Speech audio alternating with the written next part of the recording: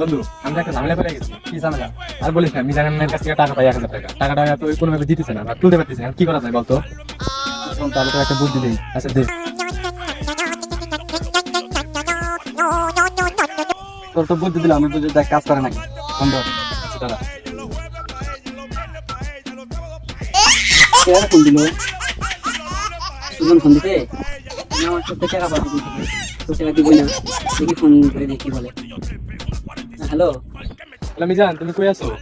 আমি তো বসে আছি এক জায়গায়, কেন কিছু বলবো নাকি? হ্যাঁ, তোমার বিকাশে নাকি শুনলাম 50,000 টাকা ঢুকছে।